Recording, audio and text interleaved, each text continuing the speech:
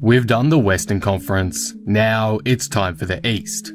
Before we get into these standing predictions, if you're new here and enjoy the video, please be sure to subscribe for more NBA content like this. I'm trying to hit 16,000 subscribers by the end of the year, so all support would be greatly appreciated.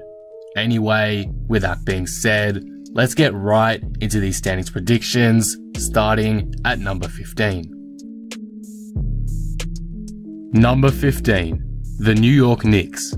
The Knicks have been an extremely sorry franchise for years now, and I see that trend continuing into 2021. The Knicks roster is definitely shaped better than it was in 2020, but they are still easily one of the most inexperienced squads in the whole league, and I believe that will hold them back. They are starting to build a really nice young core now though, so I don't think it's all doom and gloom. We could see some great development in their young guns next year, like Obi Toppin, but I don't think that will likely contribute to wins.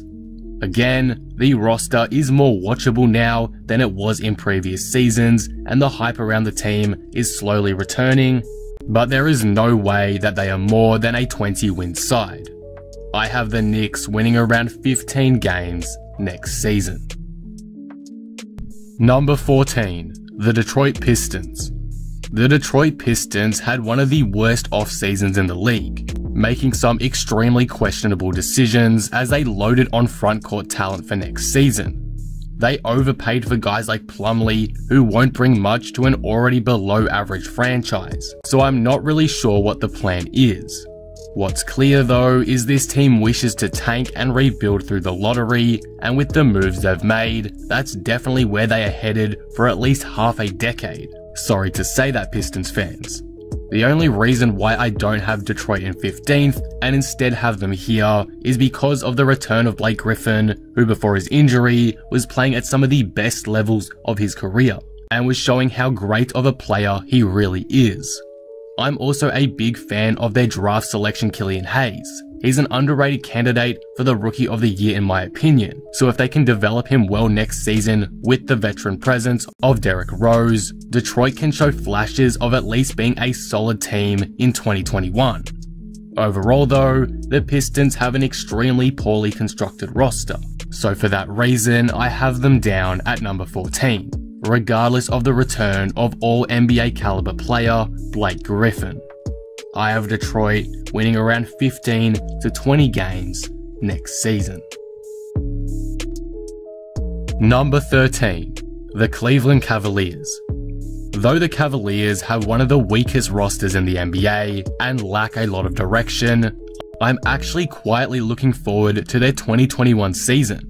I think the combination of Kevin Love and Andre Drummond in a now not so clustered front court will allow them to finish over teams like Detroit and New York. And though it hinders guys like Cedi Osman's development, having these proven star caliber players out there will be beneficial to their success. I watched like 5 games of the Cavs last season, but even from that small sample size, I saw a lot of potential in their young players, particularly Kevin Porter Jr. and Darius Garland, so I'm excited to see how they go this season. With Colin Sexton and Isaac Okoro rounding out the core, the Cavs don't actually sound awful coming into 2021. Again, they'll probably be pretty terrible, but I still think they'll be an underrated competitor throughout this season, so I'm excited to see what they do. I have Cleveland winning 15 to 20 games next season. Number 12, the Charlotte Hornets. The Charlotte Hornets are an interesting team to look at coming into this season, because the success of this team could really go two ways. They'll either be pushing for a playoff spot or be comfortably out of the playoff picture, but they'll still be a fair amount better than teams like Cleveland and Detroit in my eyes. The Hornets made numerous elite off-season moves, with the most notable being the signings of Gordon Hayward and Lamelo Ball through the draft. Though I can understand the negatives with those moves, like the fact that they may have overpaid for Hayward, I think these decisions still make a lot of sense for where the franchise wants to go. It is hard to confidently place them in the playoffs, especially since we haven't seen how they play together yet, but on paper, this team does have potential. To be honest, I think a lot of Charlotte's success will come down to Lamelo Ball's impact, which is why I definitely take them missing the playoffs over making it. Guards tend to struggle early on in the league, and especially since Lamelo won't get that extra development time prior to the NBA, it's not hard to see him having an average rookie year. With that said though, having great veterans like Hayward on board gives me more optimism about how this team will perform in 2021. And whilst I'll admit it's unlikely, I'm still confident in Charlotte's ability to make a playoff push. So I think having Charlotte in 12th is a fair placement. I believe the Hornets will win 20 to 25 games next season. Number 11, the Chicago Bulls. The Chicago Bulls haven't been the greatest franchise in recent years, but with numerous coaching and front office changes being made this offseason, I believe this team can at least take a small step closer to being a playoff team. If Billy Donovan can come in and provide a system where Zach LaVine is given plenty of opportunity to create and also involves players like Lauri Markkanen, the Bulls have potential to have one of the league's best offenses. They could crack the top 10 in my opinion. Their defense for this upcoming season will definitely be an issue, which is a reason why I have them down at 11, but I think with a better locker room with Jim Boylen gone, this team can take a step forward in 2021. There's still a lot to improve on, don't get me wrong, but I've got faith in Chicago. I have them winning around 25 games next season. Number 10. The Orlando Magic. The Magic have been stuck in mediocrity for years now, and I really don't expect that to change this season, and as a matter of fact, I have them falling out of the playoff picture. Orlando didn't really improve in any significant way this offseason, aside for getting a slightly deeper bench now. So with a lot of teams around them improving and adding star caliber pieces, it's hard to see the Magic again making the playoffs. They're a chance for sure to get in, I wouldn't put it past them, but I still think it's unlikely. Not much else to say here, but I have the Magic winning around 30 games next season. Number 9. The Atlanta Hawks. The Atlanta Hawks had an amazing offseason. They've built an elite supporting cast around Trae Young now that has potential to propel them into the playoff picture, with guys like Bogdan Bogdanovic, Danilo Gallinari, etc. joining the squad. However, I have them just missing out. It was difficult for me to confidently place them above the next couple teams, considering how new a lot of this squad is compared to other title contenders, as well as their potentially awful defense next season. The Atlanta Hawks will be right in the race for the 8th seed throughout this season though, and will more likely than not fluctuate in and out of the playoff picture throughout the year. But once the regular season is all said and done, I have them falling just short and finishing 9th, which I think is fair considering how inexperienced the roster is with each other, so a slow start out the gate may hurt them in the shortened 72 game season, but again, we'll have to wait and see how they go. I'd love to put the Hawks in the 8, but I just think the teams above them are more realistic to be there, so that's why I have them just missing it. I have the Hawks winning 35 to 40 games next season. Number 8. The Indiana Pacers. The Pacers were very close to falling out of the playoff picture in my books, but I've decided to leave them in at number 8.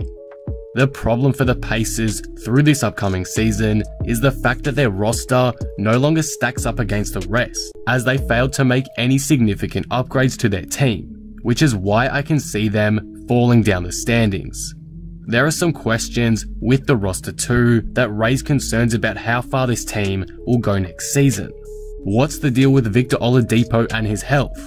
If he can't return to all-star form, it's hard to see where they go to push themselves into true title contention, as he was vital on their playoff stints back in 2018. There's a lot of questions about who the number 1 option will be too. Oladipo has apparently made it clear that he wishes to be the guy, but with TJ Warren showing excellent form in the bubble and Sabonis making an all-star team too last season, it may be difficult for the Pacers to find a perfect system early on where all of these guys can contribute. There's a lot of potential to be clashes on the court. The Pacers overall have a very solid team on paper, and since they got home court advantage with it last season, I can see them remaining in the playoff picture in 2021. The problem is though, that a bunch of teams around them got better and they didn't. So whilst on paper, they're a playoff side, they're no longer the underrated contender they were once viewed as that could sneakily take a home court seed. The Pacers have a lot to prove this upcoming season, but we'll have to wait and see to know just how good they actually are. I have the Pacers winning around 40 games next season. Number 7. The Washington Wizards. The Wizards were involved in the biggest trade of the offseason, moving beloved franchise guard John Wall to the Houston Rockets in exchange for Russell Westbrook.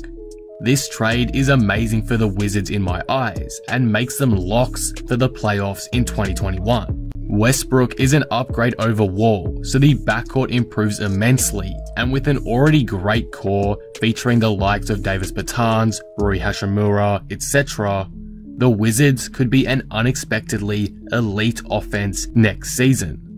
There are some glaring issues with this team, particularly defense, which I believe will hold them back from doing any serious damage to the standings and in the playoffs, which is why I have them at the back end of the playoff picture in 7th. But if the duo of Beal and Westbrook proves to be elite as it has potential to, and if they're given a bit of luck too, the Wizards can surprise a lot of people next season. For now though, the 7th seed is fair to me. I have Washington winning around 40 games next season. Number 6. The Toronto Raptors. Like the Indiana Pacers, the Raptors somewhat regressed this past off-season as they failed to make any major moves that would keep them in the title contention conversation. They lost a few key pieces as well, such as Serge Ibaka, which could hurt them, so I do believe there is potential that they fall down the standings a fair bit. With that said, you should never underestimate Toronto. They proved to everyone last season they were still a top tier franchise, so that could happen again, you never know, but realistically, I just can't make myself to put them over some of the upcoming teams.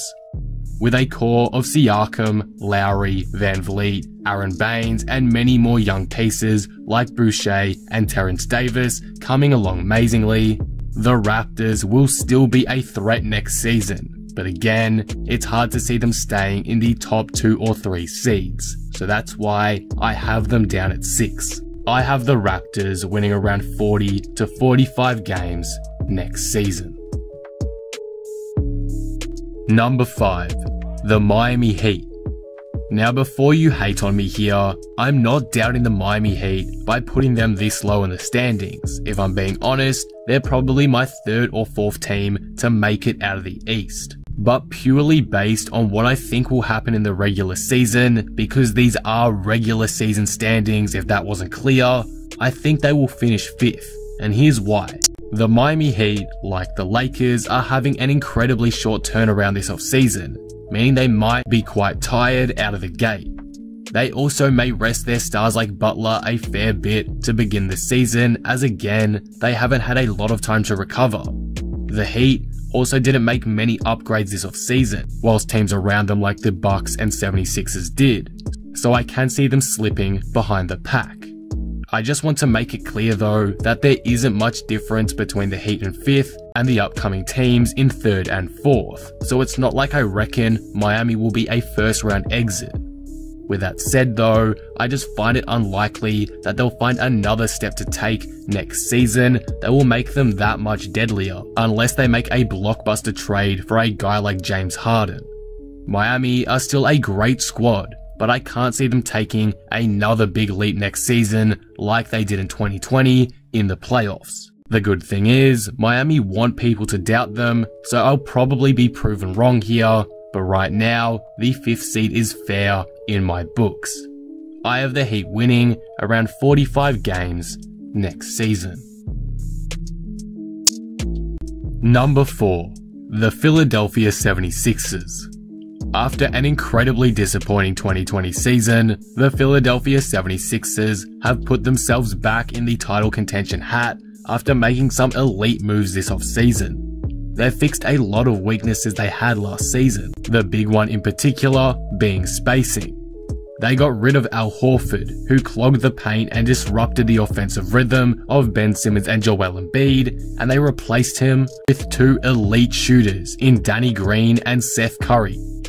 Simmons led the league last season on assists for 3-pointers, and that was with a very average shooting team. So it's crazy to imagine what he could do with a guy like Seth Curry. Not only does this team have the talent on paper, the players also seem to mesh a lot better in a system than they did last season, which was a huge problem for them in 2020. So I'm very excited to see how they play next season. Again, the fit seems a lot better. Expect a big breakout year from Simmons and better and more consistent play from Embiid in 2021. The 76ers are finally building a roster around their star duo that should allow them to excel. So we should finally see them as legit contenders like they were meant to be last season. I have Philadelphia winning around 45 games next season. Number 3. The Boston Celtics. The Celtics are coming into 2021 fresh off a conference finals appearance where they probably felt like they could have done more. With Jason Tatum turning into a superstar right before our eyes and Jaylen Brown becoming one of the most underrated stars in the league, as well as having a roster built almost perfectly for contention, there shouldn't be a reason why the Celtics can't get themselves back to the same spot as last year or even further. This young team is extremely promising, and there's no doubt in my mind they can be one of the East's best teams yet again next season, which is why I have them here at number 3. There's plenty to look forward to, Jason Tatum again taking another step, and the overall potential this team has is just incredible, so fans should be very excited for this season. I predict Boston will win 45 to 50 games next season. Number 2. The Brooklyn Nets. The expectations are high for the Brooklyn Nets this season, as their 2 superstars in Kyrie Irving and Kevin Durant are returning fully healthy. With a top 5 player in the world and arguably a top 15 player, there should be little reason for as to why the Nets can't win the championship this season. There are definitely some concerns and a lot of unknowns. We don't truly know how good KD will be when he comes back, but if we're assuming for the best, the Nets are a top tier contender next season and will be looking to march through the East. They have plenty of depth, star talent, and excellent coaching staff, so to put them at the 2 seed is really a no-brainer. Again, there are a lot of unknowns about this team, so that's why I can't put them first, but this is a championship or bust season for the franchise, and I have little doubt that they'll fail to make the most out of it. I predict Brooklyn will win around 55 games next season. Number 1. The Milwaukee Bucks. And finally at number 1, we have the Milwaukee Bucks, and I am still a firm believer in this team, particularly after the offseason they had. It could have been better for sure, having the Bogdanovic trade fall through hurts them a bit, but the addition of Jrue Holiday is huge. The Bucks lacked a solid secondary playmaker outside of Giannis last playoffs, and that hurt them big time, as they were very predictable, and it led to Giannis being locked up easily, due to his one-dimensional style of play. With Jrue Holiday now though, he can fix a lot of the offensive issues that they faced in the playoffs, as well as maintaining Milwaukee's defensive identity. He's really the perfect fit. I won't go on for too long because I've made many videos on it before, but Jrue Holiday really takes Milwaukee to the next level and should help them get over the Eastern Conference hump and into the NBA Finals, but we'll have to wait and see what happens. Regardless of his playoff disappointments, Giannis Antetokounmpo is still a top 3 player in the world and the back-to-back MVP, and though he probably won't win it again, due to voter fatigue, he'll have a great case to three-peat that trophy. The Bucks have improved greatly this offseason, even with only a few moves here and there, so expect them to be even better this regular season than last, and for them to be a legit threat this time come playoffs. The Bucks aren't a one-man show anymore. They've got the talent and the system to go all the way, even in a slowed-down, half-court playoff setting, so I think it's only right to have them as the first seed in the Eastern Conference for 2021. I have the Bucks winning 55 to 60 games next season. And that will conclude my Eastern Conference standings predictions. In summary, I have the Milwaukee Bucks taking the first seed, followed by Brooklyn in second, Boston and Philadelphia in third and fourth, and Miami as the fifth seed. The rest of the playoffs are made up of Toronto, Washington and Indiana, with Atlanta sitting just outside of it. Orlando sit in 10th, followed by Chicago in 11th and Charlotte at 12th, and the bottom 3 are made up of Cleveland, Detroit and the New York Knicks in that order. Let me know if you agree with my predictions below, and also be sure to drop your own standings predictions for the Eastern Conference too. If you enjoyed the video, be sure to drop it a like and subscribe, but with that being said, I am out. Peace.